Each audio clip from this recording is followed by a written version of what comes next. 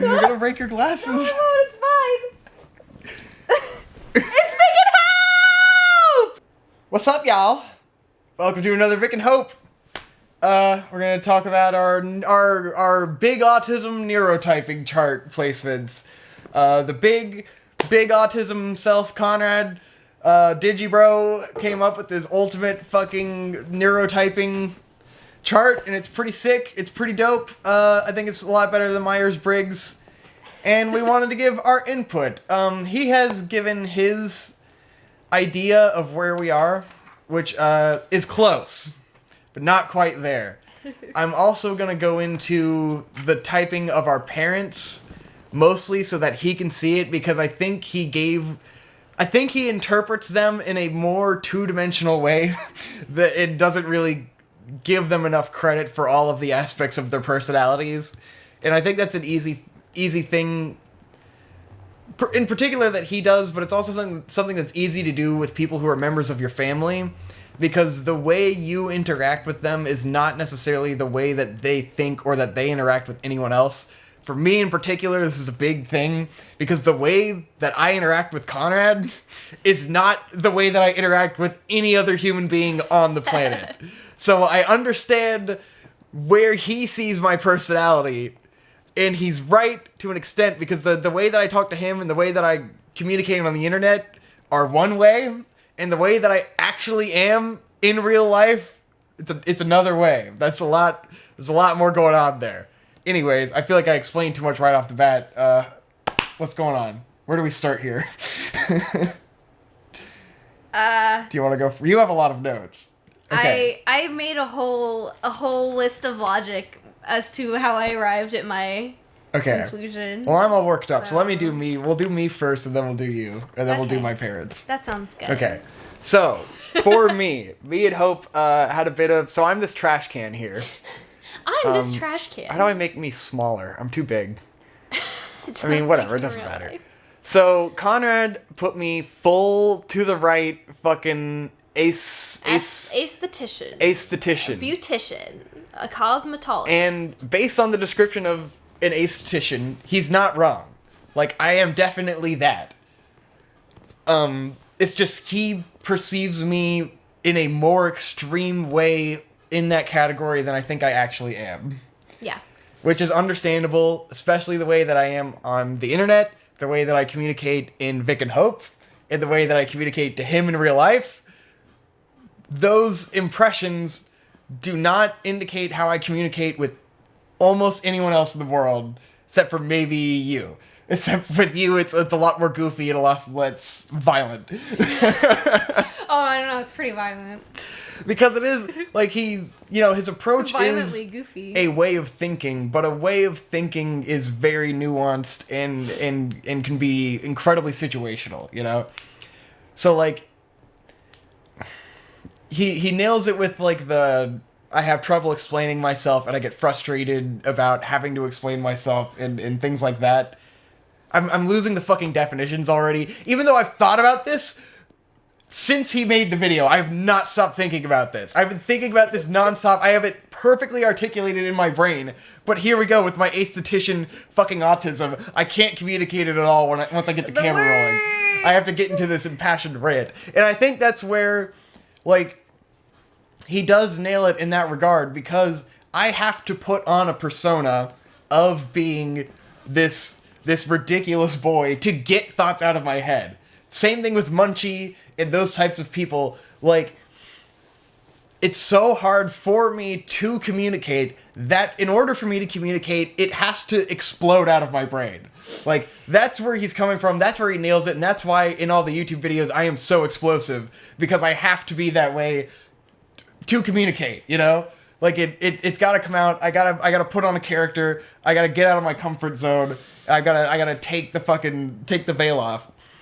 Ironically, Conrad, when he was doing his live stream typing everyone where he types me and you, he mentioned my all anime is cringe video, and he was like, oh, Victor really, I guess he decided to really lean into the aesthetician thing. And I was like, ironically, I wrote that video a week before he put out his his personality neurotype test thing. chart. But I know about myself that I am that, and I was leaning into that, you know? Yes. Like, I was absolutely leaning into the persona that I'm good at doing on camera, you know? I was playing to my strengths if I wanted to fucking wink myself. But anyways. It's a persona, you know? Yeah. Something to aggrandize yourself online. But anyway, so yes, that's the very easy, sort of more obvious interpretation of my personality. That's the two-dimensional persona. That's the two-dimensional persona. But where me and Hope would place me is right about here. Maybe there. Like one square here. Most of the squares an aesthetician, but some squares, if we're gonna do it by the size of the icon and make that our deciding factor in percentages. That is a 9-square icon, so it's actually perfect. Yeah, I think that's a good spot. I'm somewhere in there because I think dividing this in colored squares, like, it'd be better if it were all like there were no lines and it were like a color chart. Like a color gradient, and you could put yourself on the gradient, and then maybe you identify with that color in the gradient, because there's so much nuance to all this shit, and you can be so many different things. But I think I belong right in there. I keep losing the fucking definitions of these things. Well, that's why I kept. Okay. Please read off the definitions of all 4 of those so that the audience understands, so that I can piggyback on the actual definition of these things. Okay. So this was from the Neurotyping Reddit. Just to give credit, looks like the user who posted this is WallyTJ32. So thank you for this resource. It's been actually really helpful. So let's see. Victor's got overseer, esthetician, externalist, and impressionist. So we are gonna go. Once again, you see my impressionist nature in the fact that I can put myself there and completely forget how to fucking explain my reasoning behind this. So with externalist, has a tendency to bring emotional nourishment to people around them through their own self-expression. Tends to comfort people in all of the more linear and at all impressionist categories by creating an atmosphere in which it's clear that you will not be judged. People are generally drawn to their presence. Okay, now impressionist. Well, you're making me skip. Well, all right. First, I'll make the case for externalist. Yes, let's go one at a time. Externalist applies mostly to really a lot of it applies to my working relationships. So I'm like an introvert by nature, you know. I'm very closed off, but simultaneously somehow I am a natural leader. Which sounds like a big fucking I'm wanking myself again. But I'm a director. That's what I do. And I tend to take on different sort of personalities for different roles, you know, which I think is an impressionist thing to do. But the people I have worked with tend to perceive me as being an externalist, depending on the scenario. I'm also, like, usually a lot of women instantly are comfortable around me. I've had girls on sets describe me as a calm, comforting presence, where they feel like they're always confident in my abilities, and that, like, when I'm around, they just see my smile, and they know everything's gonna be okay. Like, that's the kind of person people seem to perceive me as. I have this permanent smile, even though I am a broken man inside. And, like... And that is not only a way that people perceive me, but it is also a characteristic that I take on to get through life and to do my job, you know? Because I'm a director. I have to kind of be that way. And so I could be an externalist boy. It's one of my traits because it's associated in the fact that he put it there next to 3 other things that I am. They all work together, you know? Like, you can be in the middle. I think most people are probably in the middle of one of these squares. Yeah. But it is like, but I feel comfortable in the middle of those 4 things and not in the middle of a bunch of other stuff, you know? So I think it works pretty well as a gradient for me to be able to put myself in the middle of this and go, I am all of these guys and not any of those other guys, you know? Yeah. Anyways, impressionist. Well, overseer is next Okay, on that overseer. gradient, so let's go there. So overseer, predisposed to understanding and knowing how to help others, but you don't necessarily have the words to explain your impressionistic ideas, and most likely to develop a sense of defeat because you're often misunderstood. Do I need to say, do I need That to one's justify fairly that? apparent. It's like half my fucking entire life. I would identify myself as an empath, where I am incredibly empathetic. I just feel people's emotions when I look at them, and I want to help them all the time. What are you feeling right now from me? Love. No, the answer is you're gay. That is true. I mean, but that is love. Fool. From you, it's just sarcasm. But yeah, I mean, I think if I weren't an overseer, would we be together?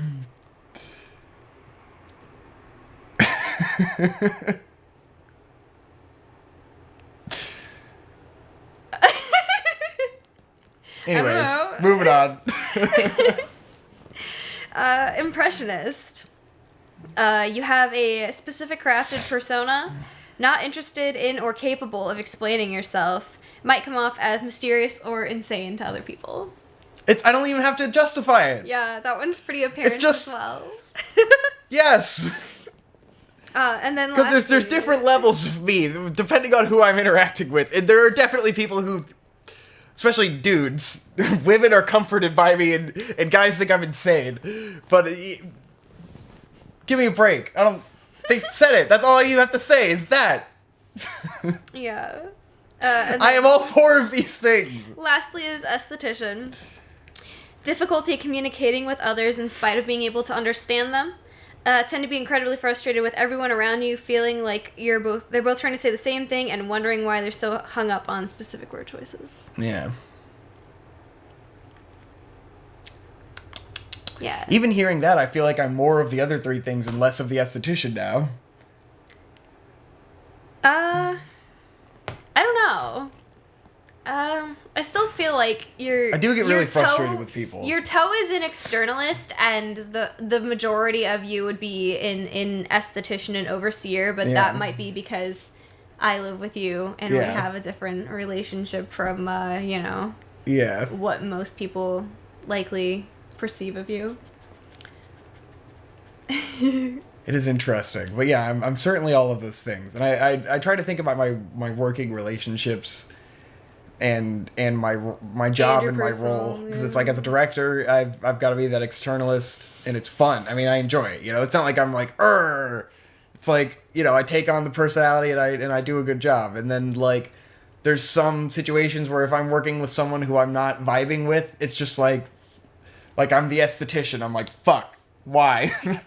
I work best with, like, a new type, people who are just fucking all art, and then they explain shit, and I go, I know exactly what you're talking about. Let's do it. Because, that does seem to be. I have a very technical job as a DP, because I feel so many roles where it's like, as a production assistant, I'm an overseer 100%. That's my job, is to be an overseer. You're on set. You have to constantly be thinking about everyone's needs and fulfilling them. It goes the best to, like, a caretaker is kind of the best PA or, like, producer kind of role. Yeah. Because that would be, like Aaron? Yeah. Or people like that in general. Keisha, who's the girl who thinks I'm the fucking the shining light in her darkest times. She is an incredibly empathetic caretaker. She's incredibly good with actors and, like, meeting people's needs, and she's not good at, like, fucking getting anything done, but she is good at, like, appealing to human sensibilities and connecting with people and taking care of them.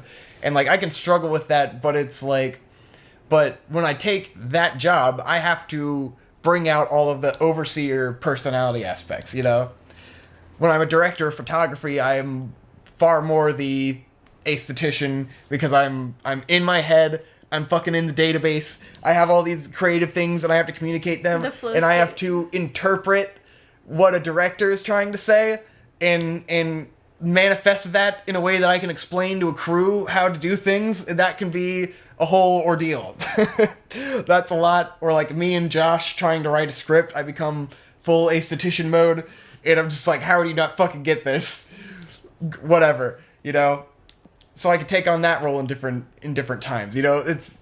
It's when I'm directing, I'm the externalist and the impressionist. I take on these different roles depending on what I'm doing, so I really put myself in the middle of all of that. And it is like, you know, yes, it's a way of thinking versus personality or portrayal, but like the way I'm thinking is changing with all of those roles, you know? Like, Yeah. I have to change the way I'm thinking in a situation to fulfill a task. So I'm fluctuating between those four squares on a regular basis to the point where I am in a synergy between them all.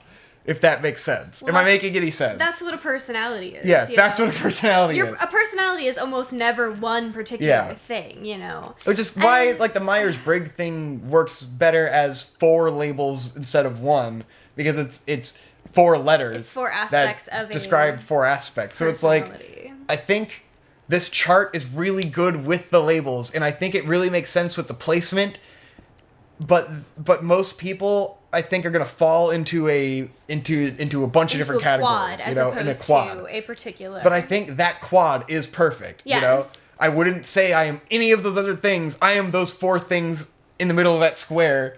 Yeah. All the time. I'm having trouble justifying it. I feel like a retard and a rambling asshole. But believe me, I'm in the middle of that square. Yeah, I definitely think that for sure you're on the heavier impressionist aspect of the chart, and you probably have relatively lateral thinking. I think that there's a lot of stuff going through your brain at any particular time. I'm certainly scatterbrained as fuck. That's not even what I mean. Just like there's a lot of trains of ideas. But that's also my strength is in problem solving and sort of grand scheme things where like I'm good at thinking 10 steps ahead and shit like that and anticipating needs. But I will miss the thing that's right in front of me because I'm overthinking it, you know? And I think that's where some of that lateral thinking comes in, where it's like, I can be so far off thinking in this complex way and totally just miss the obvious shit that's right in front of me. So that's my way of describing that. I don't know. You see, I'm all over the place. But now I'm going to start fucking the self-fulfilling prophecy of being the aesthetician man. But yeah, that's enough of that. You backed me up. You're on my side. I mean, I agree. Yeah. Okay. There's nothing to argue about. Hope time. So, Conrad placed you... Well, I should say... Okay. Well, let's start... Yeah, start at the beginning. Start at the beginning. So, the day that the original anime character neurotyping video came out, I come home, and Victor's like, okay, you need to watch this video. I'm pretty sure I already know what you are, but you need to watch it. we watch it, we get through the first bit when bookkeepers were still middle managers, and he goes, you're a middle manager, right? And I'm like, no, that doesn't sound like me at all. I think he saw a picture of Kagome in that chart, and he just went, that Hope! And I'm like, no, not Hope. Because I had literally only watched Middle Manager and then Brooders. Yeah. And so, like, I hadn't gotten to anything that described you better yet. So he just went, in the first category, I was like, those are a bunch of characters that are kind of like Hope. maybe not Hope. I was kind of joking, but Hope got very offended by this. Well, I got offended because, like... The whole thing about that is that they're like rule followers, and very much I am the kind of person where, for the most part, if I believe the rules are reasonable, I will follow them. But if I think the rules are stupid or it's not a big deal to bend a rule, I'll say fuck it and I'll do what I want. Yes. If I'm not hurting anybody and I'm pretty sure I won't get in trouble. Yes. Which to me that's just like high IQ bookkeeper. No.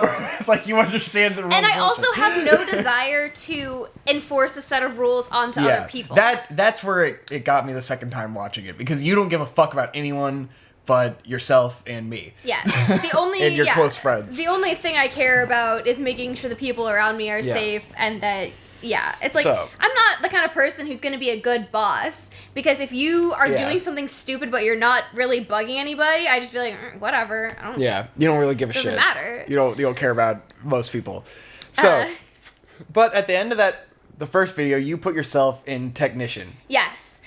Initially, given the original anime Yeah. neurotype, that was where I put myself because Killua was in there. Yeah. Obviously, a character I identify quite heavily with. Rin was in there.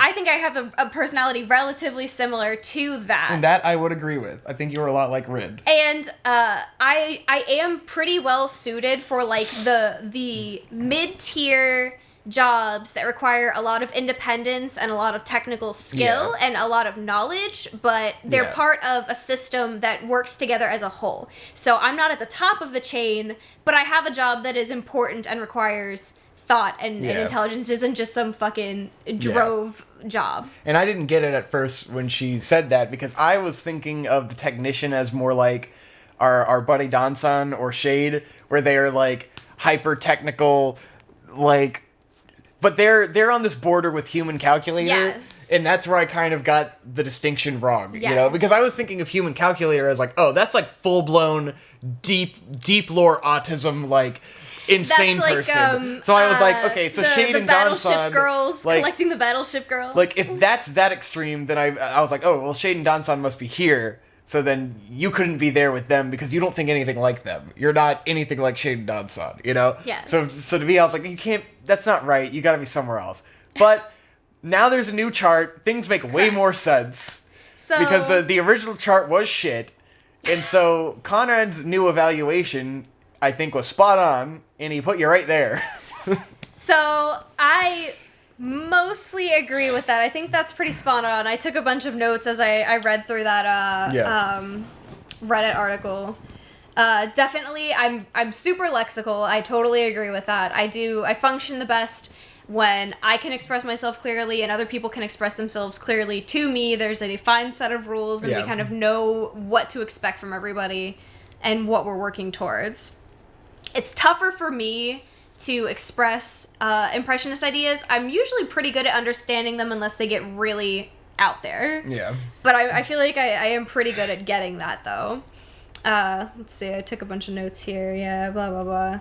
Sometimes I can struggle to explain myself if I have a deeper, like, impressionist thought, so that, you know, kind of falls in there as well. Pretty lateral thinking, even when I'm at work, like, focusing on scanning someone, I'm also probably thinking about, like, 3 other things, even if it's something like, oh, what do I want to make for dinner next week, or thinking about what YouTube video we're filming tonight. You're an incredible multitasker, because you can legitimately do 3 things at the same time, where you'll be on your phone paying attention, listening to me paying attention, and watching a movie paying attention, and I cannot pay attention to all of those things. Like, one of those is going to be lacking, but you will be doing multiple things simultaneously very well. So that's you're definitely right on that scale. So yeah, I'm pretty good at that. Yeah, big ideas. Put you there. So, and that's when I started getting into other ideas. Because at first, then I started going, well, am I technician and quick-witted? Because at work, when I'm around people who are a little more, like, neurotypical, I come off as very goofy and, like, humorous. The humor definitely turns up a notch when I'm around more normal like, people. Anyone who's around the right, like me around Aaron is just like, bloof. Really, like, here, you know? Like, me around a lot of the people I'm working with, they would probably put me right there. Yeah. Like, it kind of depends on the situation. Like, if I'm in the back of the car on a road trip, they now know me as, oh, you put Victor in the back seat. Oh, he's hilarious. He can't stop. And I will just be riffing like a motherfucker the whole time. But yes, that's very much how I am, usually with my work group. Because usually I'm with people who are a little more self-serious, not in a bad way, but in a way that they don't do a lot of riffing, they don't do a lot of memeing, and so I'll do bizarre shit to make them laugh. And you are. Like, I mean, you're always texting your buddies with Marcus and Tyler constantly with memes and funny shit, and you're a big fucking memer and joker. You just don't give yourself enough credit for it. Girls can't be funny, so... You're a lot funnier than I am. You're a lot more quick-witted and I don't think I'm funnier than you. I'm just more outrageous.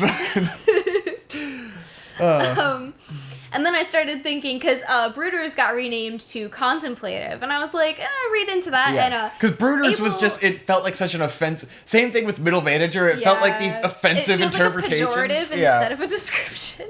It's like, I don't want to be a Middle Manager or a Brooder. I'm not a fucking sociopath like he ain't.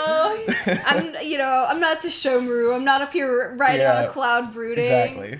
But able to see outside of my personal views, even if I don't agree with other people. I've gotten pretty good in my adult life at being able to step back and assess other people and what their values are and how to help them with whatever particular issues they're facing, even if I don't personally think, I don't agree with what they're doing or whatever the case may be. Self-awareness only verbalizing when I believe someone will understand what I'm saying or I'll be able to express it in a way that they'll get it. Which is another thing where it's like, in most social situations, I'm the lean back and don't say anything until I know what I'm saying kind of thing, Yeah. It's weird, the different people you're around, because, like, on the internet, I'm like this dumb, goofy, idiot, fucking whack job goofball. But, like, in real life, I am, like, the smart guy in the room who has all the good opinions and all the, like, analytical shit, and I'm thinking on a deeper level than everyone else, and they all, it's a totally different game when I'm with a group of normies, especially because they can all talk and I can sit back and I can only talk when I have the very incredibly smart, insightful thing to say. Like, I'm very much like a sit back and then offer the good advice when I have the opportunity. Well, that's the thing is, the less you speak, the smarter you can see. Exactly. Like, when I was in high school, you probably put me, like, contemplative, Yeah. I'm sure plenty of people would think I'm contemplative. And then I would say the overlap into understanding is the smallest portion. Yes. Because it's very limited to pretty much just the people that I feel like the emotional investment is worthwhile. Yeah. You get really invested in the people you're close to, but you are not very empathetic to people you don't know. And, at all. And you are not always very perceptive of people's emotions. I think you can say that. I think that's completely fair. I think you're not the best at reading people and how they're feeling. Because I'm very introverted and I have very limited emotional energy, and I spend a lot of that energy at work interacting with coworkers and patients. Yeah. When it comes to interacting with people who I'm not close to and I don't feel a connection with, I tend to check out. Yeah. And I just kind of go, cool. Like... Yeah. Which, everyone has a character flaw. I only have so much emotional energy in my body. That's all I can do. But you're quite the lexical. Yes, I'm definitely hyper-lexical. I think it's interesting that we're both pretty much on the same level of lateral thinking. Yeah, I would believe that. But we're on opposite ends of the spectrum when it comes to impressionist and lexical. However, you made a good point earlier, that being in a relationship and living together has probably brought us in towards more of a middle ground with our lexical. I think I've probably helped you a lot with understanding and pulled you down that way.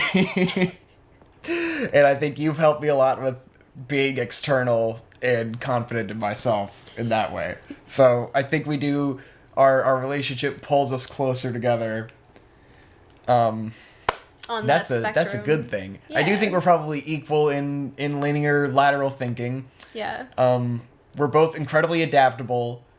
We make plans, but we are great at abandoning those plans.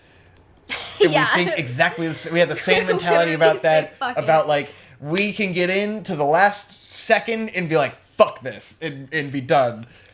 One thing, I don't know really where it fits in, but, like, it's another reason why I don't think I could be, like, a pure aesthetician. I'm not sure where to put this on the scale, but me and you both have the same aspect of making very long-term, broad plans over the course of several years and actually executing them. You're really good at that. I'm pretty good at that. We're both very focused on the direction where we want to go in life, and we move directly in that direction. And there might be a bunch of branching pathways, but we're going to get there.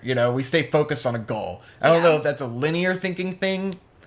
I don't know if that's more lateral because Well- you're seeing a big picture and you're kind of going towards that. But then I feel like someone like Conrad who's ultra lateral, he never seems to have a big idea of like, where am I going to be in 5 years? You know, he's very much Yeah. like caution to the wind.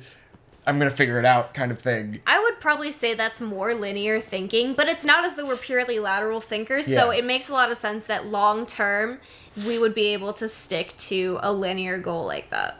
Yeah. I don't know. It's interesting. I wonder where that can fit in. I'm sure now that I put it in Digibro's mind, he will have his own way of thinking about that. And it's gonna get nuanced when I talk about our parents, because I think Conrad has a two-dimensional perspective on our parents that I want to elaborate on a bit, because yes, he is judging things based on his family interactions and not how these people interact with human beings. Yeah. Because I think the way you act with your family, the way you act outside, is total. Like, the way I act with you at home, I am like a new type, fucking unhinged madman. We're completely communicating non-verbally. Random shit is happening all the time. I think you've probably become a lot more like me through us expressing that together, growing into this fucking bizarre hive mind of retardation that we become while we're home, and that's just goofiness, you know. There needs to be a goofiness index playing into this, Goofiness index.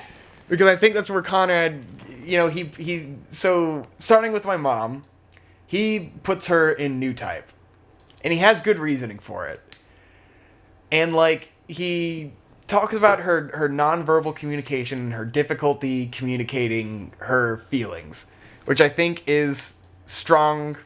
My mom.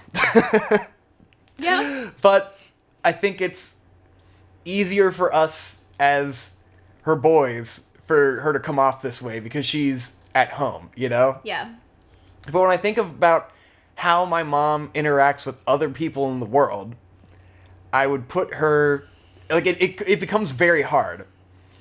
Because she's the kind of person who... She's absolutely energized by being around other people. She is the life of the party, no matter what situation she's in. She's a natural leader. She's a fantastic storyteller. She's incredibly organized in her life. She has photos and photos and photos and photos, all categorized on her Facebook and everything. She will go on long political rants with people on Facebook. She's like... You know, she's extremely outgoing, extremely creative, and very organized in her life. And she, like, when she was going to college, she was a straight A student, stuff like that. And I just don't feel like new type works well enough for that. Maybe it does with Connor's definition of that, but I don't really know. So, like, part of me wants to put her as an externalist, because she's constantly talking to people. She's always on the phone. My entire life, she's always been on the phone, talking to her friends, telling big stories, you know. She's this incredible storyteller and conversationalist, and she loves to party. She loves being around people. So, like, that makes me think externalist. It's really difficult. It's really difficult to nail my mom. Because then, like, what's the description of fascinators? Read fascinators and new type for me. Alright, hang on. So... Fascinators are more likely to keep to themselves and let their actions do the talking. Others tend to develop a certain fascination with characters of this type, for better or for worse. And new types are nothing but just insanely complex, detailed, and robust ideas all the time, and absolutely no idea how to express them in words. Hypersocial morons whose unique mental capabilities only lead to feats of bizarre genius about as often as lightning strikes the same place. So, they did say hypersocial, so that... Yes, that is true. true. Helpful. My mom is hypersocial. She does have, you know, like... She does have an extremely high IQ, and I think that's the puzzle-solving element. Conrad has associated the puzzle-solving and shit with the new type ability, but I think that might just be because she's incredibly smart. It's really hard to pin her down. But she does get really frustrated with people in the world, and, you know, she's very politically radical. Yeah. So it's hard to nail her, but maybe she is just a new type. it's really tricky. Because I don't know that she's any of these things, you know? I wouldn't put her there. Yeah. So he could be right about Mom. I feel like it's difficult. I don't know your mom obviously as well as y'all, but I do feel like that's a fairly accurate description. Yeah.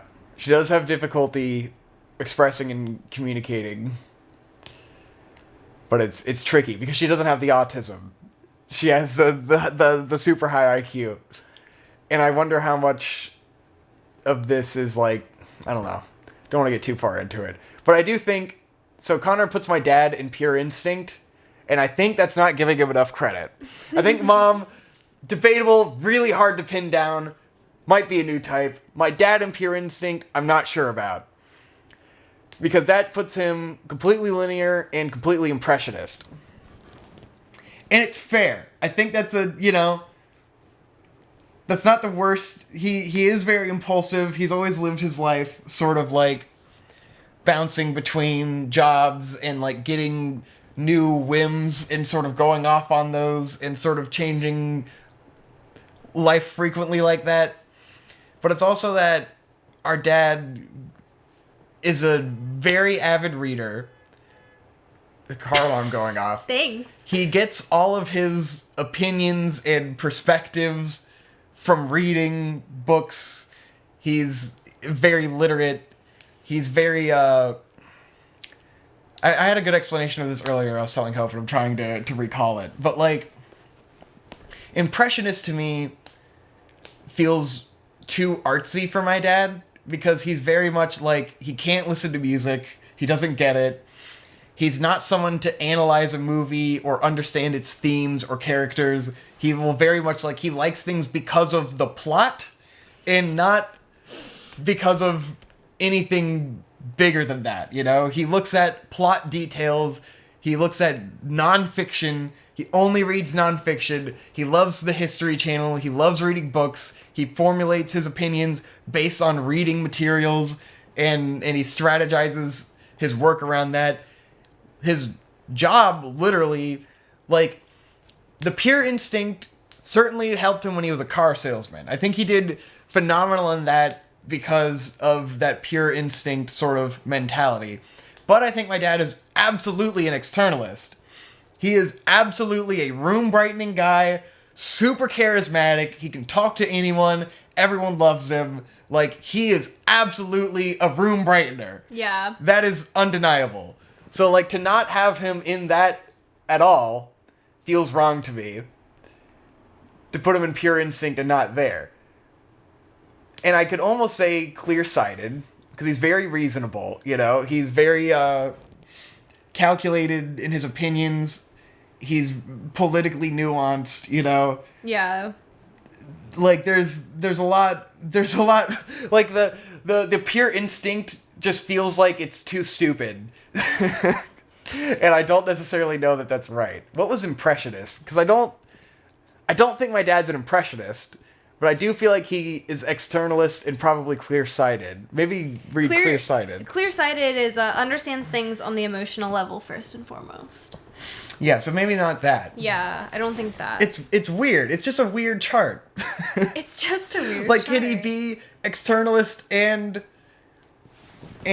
pure instinct at the same time? What's level-headed? Level-headed is still relying mostly on language to communicate, but more capable of listening to their gut and considering the validity of their ideas, which they have yet to fully codify. Serenely placid and perfectly reasonable towards most circumstances and people. Like, I would put my dad in there, you know? I would almost say, like, level-headed and externalist. I don't think he's just pure instinct. I think that's an oversimplification of a personality, you know? And I see it. Like, I know why. Especially knowing Conrad, I know why he put him in there. But I don't think it's right, and I'm having a lot of trouble finding the right place for him. Yeah. It might just be, like, pure externalist, you know? I think, like, that's how most people would perceive him after meeting him. It's tricky. But anyways, yeah, so those are the ones I really wanted to go into. Because I'm not sure. Like, he nailed himself and Shade perfectly. I think Shade is absolutely the technician. That's just his entire fucking personality, just everything. He's absolutely the technician. The way he goes about dominoes is right on the line of human calculator and technician. Yeah. Anytime he talks about it, the way he can talk in depth about anything he's interested in, down to the biggest nuance in the deepest lore, it's just like, that's a fucking human calculator right there, you know? I don't know. Yeah, all of this is very nuanced. I think me and you are nailed perfectly. Yeah. I feel very confident about those placements.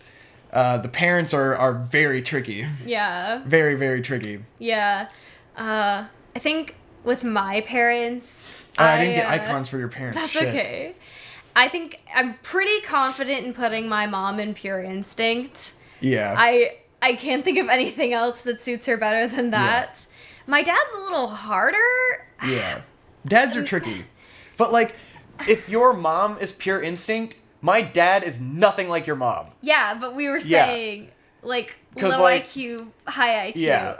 There's a difference in IQ. But, like, I don't know, even down to the personality, their personalities are nothing alike. Like, my dad is so much more externalist. Yeah. Than Pure Instinct. And, like, I don't think Conrad gave him enough credit. Because it's easy to put him in Pure Instinct, thinking about certain aspects of his personality. Yeah. But, because I almost wanted to put him fucking over here as a bookkeeper, because I think these diametrically opposing forces have a lot to do with certain interactions. But yeah. Yeah. I guess the best I could put my dad in is probably level-headed. Yeah, I think your dad's probably level-headed. That's probably the closest I think I could. Or, I mean, he could be quick-witted overseer kind of territory. He's definitely, like, he's a jokey guy. Yeah. And I think, like, because everyone gets aspects of their personality from their parents. Yeah. So, like, for my dad to be the externalist and my mom to be the impressionist, that puts you right in the middle. Like, that makes total I do sense. think I am a product of my parents' personalities mixed together. Yeah. I absolutely think that is where I come from, and I'm a lot like my dad. So for him to be over here and not over here would be doesn't feel quite kind of right, unusual. you know? He's still impressionist, but like yeah. I guess I could see my dad being between, like, quick-witted and overseer. Yeah. And that would make a lot of sense for me because my personality is much more like his than you my are a lot mom's. like your dad, and your dad is very reserved. Very, like, he barely... He's very interesting with me and his interactions because we're both introverted. We both will not speak unless spoken to. So it's mostly eye contact and nods and handshakes. Yeah. But, like, I know your dad likes me. Yes. Like, I know we have a bond just through eye contact, handshakes, and nods. But, like, I see pride in his eyes. I know that he is proud of us. I know that he likes me. I think he likes that I am so, like, reserved like him, you know? I think I am actually a lot like your dad in the way that we are both reserved and, like, goofy, sort of witty. Yeah. Like, we like to throw out our dad jokes, you know? And I'll laugh at everything he says because it's shit I would say. That is true. Yeah. But he's very much, like, non-verbal, like, laid back, does not communicate. Yeah. He's in his own head, you know. He's sitting there thinking, and then he's waiting for his opportunity to make his goofy joke that he said 1,000 times. Yes. And that's his favorite thing to do. So So definitely to set off your quick-witted. mom. But he's also really smart and really practical, Yeah, which he completely is. counterbalances my mom. Yeah. Who's not practical at all. Oh, man. So I guess I probably just took his traits further lexically. Yeah. And I think you probably... well, should I say your mom is lexical? Probably not. She's very not. pure emotion. Everything is emotionally She driven. is so impressionist. Yeah. She cannot, like... Her emotions She's come like- out as an explosion, I would and it put just her, like- tsunamis over you, and you're like, Like there. whoa! Like in the deepest corner of that. It's a lot. She is the pure She's instincts. Everything deeply believes in horoscopes. Everything is gut. Everything is just, gut. do I feel it? All right. Yeah. Yes. It's all gut intuition and, like, living by that. And like, it's the whatever is happening in this moment. Yeah. I see this thing online, I want to buy it. In this moment, I want to buy it, and I have done that. Yeah. Like, that's very much my mom. Definitely. Yeah. Tricky. Yeah. Tricky.